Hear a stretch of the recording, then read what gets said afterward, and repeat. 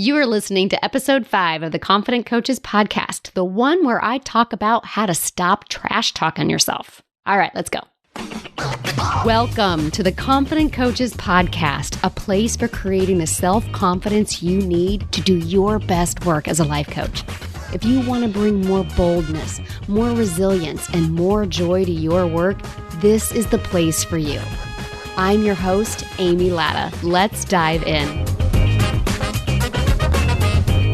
Hello, my confidence squad. How is everyone out there? I have to tell you, life at Casa Latta is pretty fabulous. I'm recording this a full week after our podcast launch, and it's just been a cocktail of emotions. Excited and accomplished and raw and vulnerable.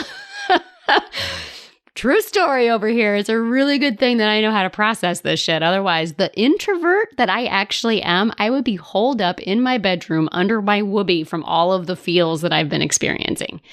But I'm happy to say I haven't been. I've been putting all of that embracing discomfort tools that I share with you guys. I've been putting all those tools to the test, really practicing what I preach. I never, ever doubt this. I walk this walk right along with you. All right, so it's listener shout out time. And here's what Confident Coaches listener Kristen wrote about the podcast in her review.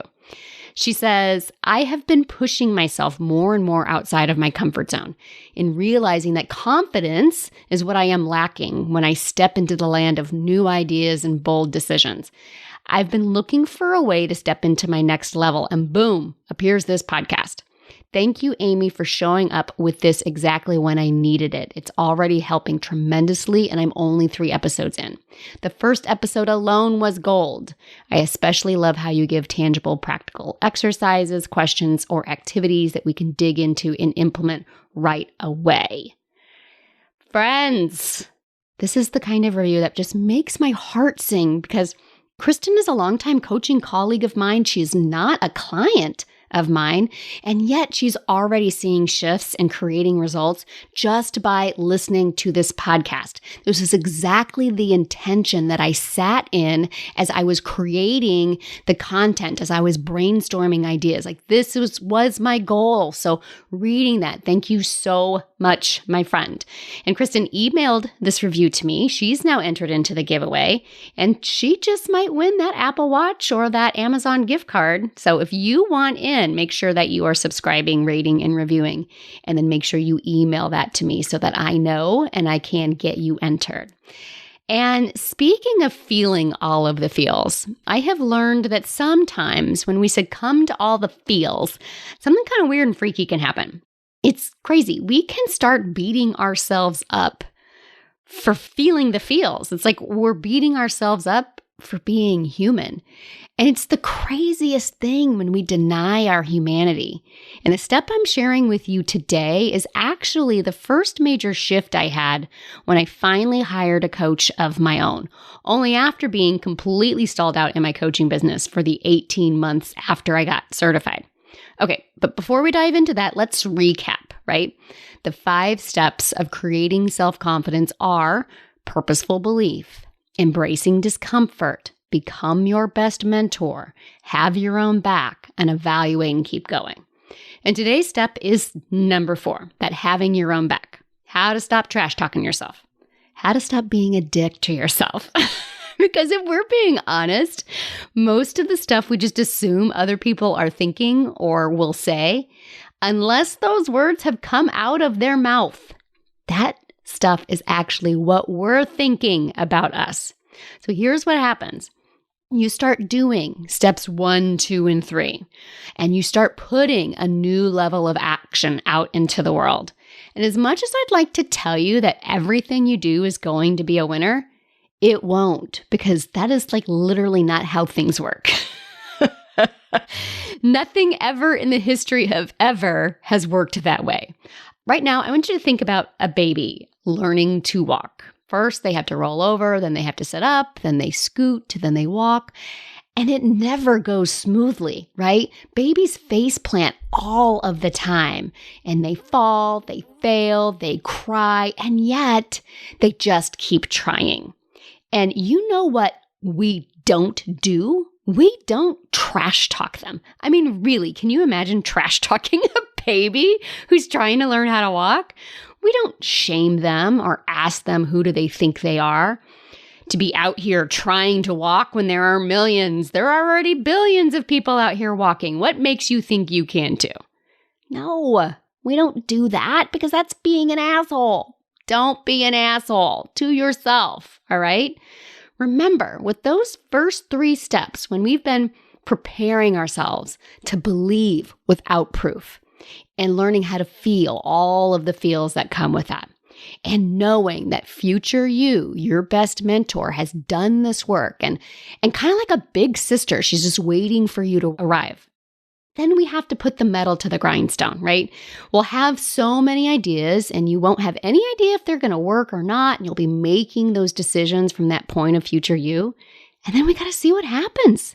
You have to implement those ideas and those decisions. And many times they're not going to work. Learning how you are going to build your successful coaching business means trying all kinds of things and falling on your face, because that's how we learn. Now, when we fall on our face, what most of us do, what has been modeled so well in our culture, unfortunately, is we beat ourselves up when we make mistakes. We learned from a very young age, don't fail. Failure's not okay. You got to win right out of the gate, right? And this is a real shame, because how are you supposed to learn what does and does not work for you if you don't try stuff that isn't going to work? There's no learning in everything working, right? Until I learned to work through this with my mentor, Stacy, I have to tell you, the words I would say to myself were worse than anything anyone else could ever say to me. And then all they had to do was look at me funny. I'd be like, see, they agree. They wouldn't have even said anything because it was already in my head.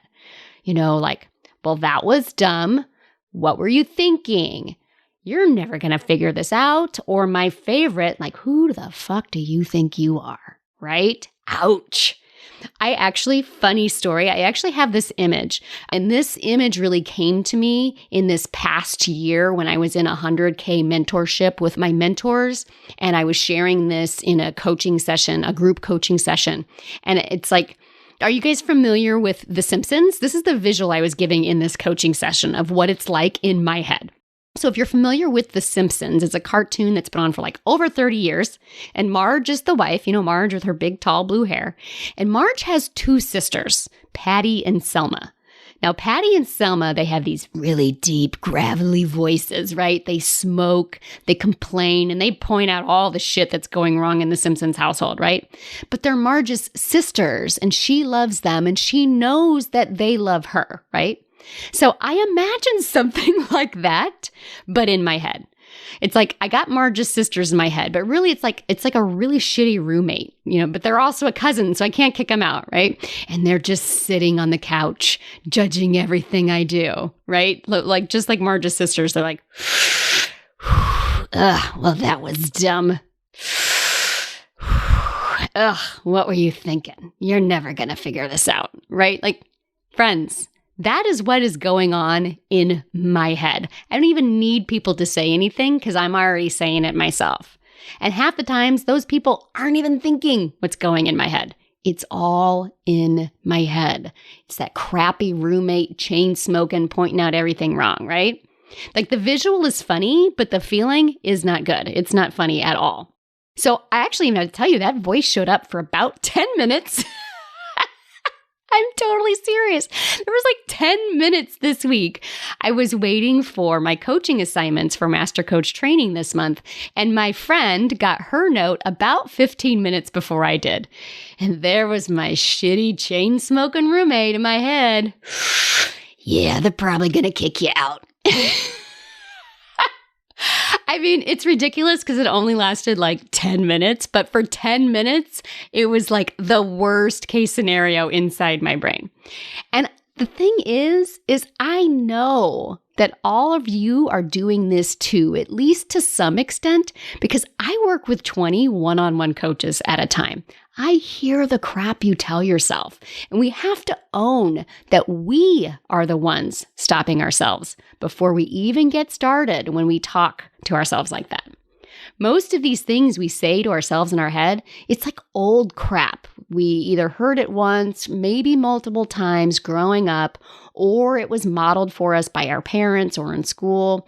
And that trash talking you hear in your head, it's just all that old crap coming up to the surface. And you're believing the trash talkers. You're believing the shitty roommate in your head. And here's the thing, you don't have to believe it.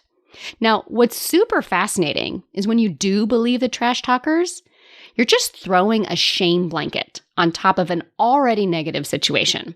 It's like you do something and it doesn't work, and then you beat yourself up for it. And then you beat yourself up for beating yourself up. Oy vey, right? Oh my goodness. We throw a shame or a judgment blanket and like you get to pick your blanket of choice, right? We throw this blanket on top of what's already going on. That then becomes two things we have to work through instead of just the one thing that didn't work out. So first thing, before we can even deal with this mistake or the failure and the thoughts you have about that, we got to remove the shame blanket before we can even deal with the other thing. Because you can really spin in this cycle right here indefinitely.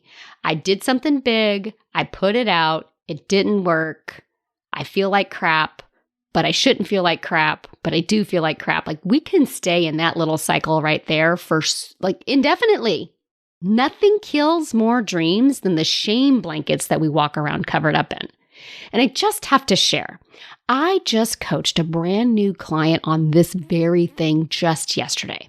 In our first session 2 weeks ago, we got all of her creative juices flowing. She was so excited. I gave her her first week's worth of coaching. And then it was Thanksgiving, so we didn't get in talk that week. And then she just was hit by an emotional Mack truck, and it just completely shut her down. Basically, I ruined her holidays unintentionally. So she came to me yesterday in our second session, and she was just like a shitball of cocktail emotions. Shame and desperation and anger and fear. She said it felt like she was being attacked by a monster, but the monster was in her own head. And I have to be so clear here. I am so honored to be able to work with so many different coaches through this crud because it feels so overwhelming when you are in this shame spiral. And thanks to working through what I'm sharing in this episode, plus the how to embrace discomfort from episode 3, my client left that call ready to keep going. Because believe it or not, you don't have to beat yourself up. And in her case, she was beating herself up before she even got started. Others wait until they have a bona fide fail on their hands. Like it's not even the circumstance that matters. It's that there's never a point where you are justified in beating yourself and trash talking yourself. Like, did you know that? I know so many of us were raised to feel shame for doing something wrong or bad. It's modeled in our parenting. It's modeled in our schooling. So for some, it may come as a complete shock to know that we can mess up and not beat ourselves up. So here's what I want to offer instead. And it's what I first learned from my mentor, Stacy. What really started the complete shift in me, it was not actually the steps 1, 2, and 3. I didn't start at purposeful belief and feeling uncomfortable in future you. It was this one. It was the having my own back and how to stop trash talking myself. And you can start by learning how to love yourself at your worst. Stacy called it loving your inner mean girl, and it was a huge turning point for me in me learning to let go of all of this self-doubt and self-loathing and instead create my own self-confidence and self-love. I learned I could love the dark parts of me. I could love my inner mean girl. I could love myself when I mess up. I could love myself when I didn't feel all that lovable. This really blew my mind. And it eventually led to me coming up with the rest of the 5 steps that I am sharing in these first few episodes. And the way that I learned to love myself at my worst is to make all that crap in my head, all those bad thoughts, all that trash talking, all the things my shitty roommate likes to say to me, right? I learned to make that a circumstance. Those thoughts are there. I let those thoughts, which yes, are optional, but right now they're so overwhelming to me. I let those thoughts become a fact.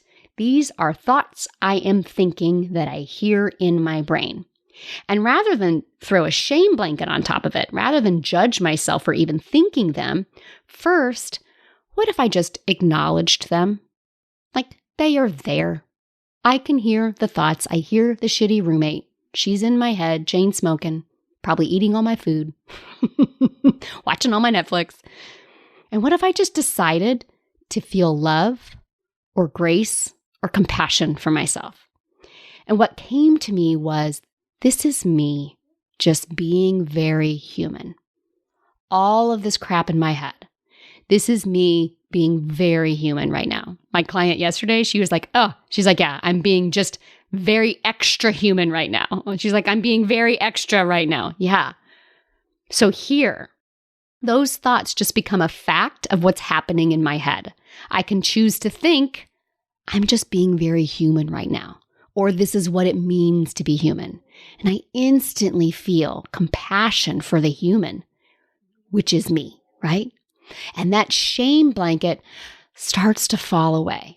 Because instead of thinking I should not be talking to myself this way, I know better. I know my thoughts create my feelings and I shouldn't be talking this crappy about myself. Instead, I can choose to think, oh, I'm just being so very human right now. And once we settle into that, once we let that shame blanket drop away, then we can actually work on the shitty thoughts, right? We can actually work on the stuff our crappy roommate is saying to us. And for that, I learned to create go-to thoughts. Now, these are kind of like the thoughts that we did in the Purposefully Believing episode, but these are reserved for when you find yourself walking with a shit cocktail in your head. Like, you don't need these all of the time, right? This is maybe not necessarily what you need to sit in belief in every single day, but you do want to plan ahead. You do want to have them ready to go beforehand. Because if you're believing and feeling discomfort and doing all the things future you says to do, my friend, you're going to do some things that don't work. You're going to say the wrong thing. You're going to do the wrong thing. You will spend over $30,000 on Facebook ads before you start signing clients from them. True story. You will say something that loses someone on a consult call. You will host a webinar and no one will show up. You will launch a new program and no one will buy. Interestingly, my fear here is launching a group program and not no one buying, but like 2 people buying. My brain, my crappy roommate, tells me that would actually be the worst. So you bet your butt right here, I have some have your own back thoughts already figured out for when things like this happen. There are so many that we can go with here. I mean, the list really is endless. One of my favorites right now, though, is every single consult call or coaching call or week of running Facebook ads or every single webinar, every single Facebook post. Every single time I learn more and I just keep getting better. Every single time I do something, whether good or bad, I'm willing to learn from it and I keep getting better. There are so many different options you can go with here. Like, this is a great adventure and this is the fun part. I am ridiculously loved no matter what happens. This was meant to happen and I have everything I need. I'm a badass and I got this. I know what I need to do and I do know how I do it. It was always meant to happen this way. I'm exactly where I'm supposed to be. Like, there's so many thoughts available to you right now. Coming up with go-to thoughts is one of my favorite things to do with clients because it may be the first time they realize that we can think something that doesn't make us feel like shit when we don't get the outcome we want. Like, this can be big news. It's kind of mind-blowing to realize that we cannot have to think terribly about ourselves when we aren't perfect. Because we aren't perfect. Perfect doesn't exist, right? We're just so very human. So for you listening, how can you create some of these go-to thoughts for you? I'll tell you what my coach told me. This is the question. How can you love yourself even at your worst? What would you need to think in order to feel love or grace or compassion for yourself? I find that some people struggle with love if they haven't had a lot of practice, and most everyone can find grace or compassion. These are always great emotions to strive for. So ask yourself, what thoughts feel like love or grace or compassion? Try some of those go-to thoughts on, just like we described when trying on thoughts of belief in episode 2. Have different ones written down. I actually have mine posted on colorful note cards in my office. They're on a stack at the side of my desk. I know where they are. I also have a list of them on my phone so that no matter where I am, I can pull them up and remind myself what feels like love. Now, Brené Brown said loving ourselves through the process of owning our story is the bravest thing we'll ever do. And friends, I had to tell you, I cannot overstate the importance of this step number 4, having your own back, even at your worst.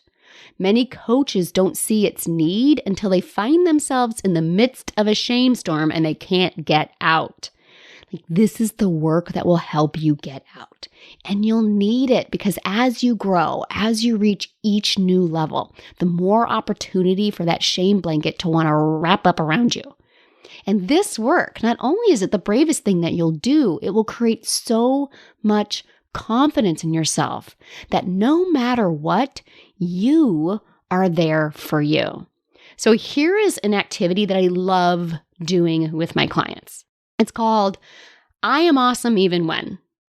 And what you do is you list 5 positive and 5 negative things that you do or outcomes that you've had, and create I am awesome even when statements. It goes a little something like this. I am awesome even when I sign a client this week.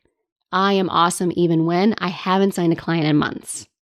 I am awesome even when I snuggle with my kids. I am awesome even when I'm yelling at my kids.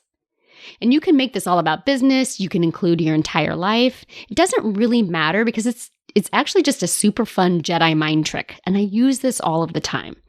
The juxtaposition of I am awesome with both great and not great things tells your brain that it doesn't matter what you are doing and what happens. You are always still awesome. It stops focusing on the things you do and say, and instead just on the fact that you are awesome never changes, no matter what comes in the second half of that sentence. I have also done this with I am worthy even when, and my life is awesome even when. I have used the I am worthy even when with a client who has PTSD, and it created a huge shift in her. And she didn't stop at 5 each. She created 5 new ones every day for like a week or 2. It was huge for her, and it was able to allow her, once she worked through some of that, she was actually able to get back to the work of working on her coaching business. And there you go, my confidence squad.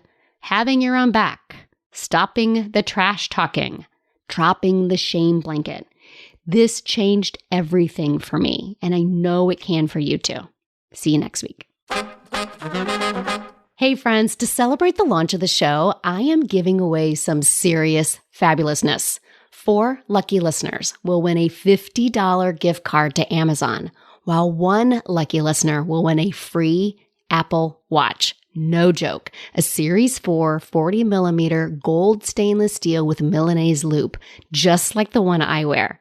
I love it. And those are some seriously awesome goods to 5 lucky listeners who subscribe, rate, and review the show on Apple Podcasts. Of course, I hope you love the show, but it does not have to be a 5-star review because I want your honest feedback so I can create an awesome show that provides tons of value. So go visit amylatta.com/podcast launch. That's amylatta.com/podcast launch, all one word, to learn more about the contest and how to enter, and I'll be announcing the winners on the show in an upcoming episode. Thanks, friends. Thanks so much for listening to the Confident Coaches podcast. I invite you to learn more. Come visit me at amylatta.com. And until next week, let's go do epic stuff.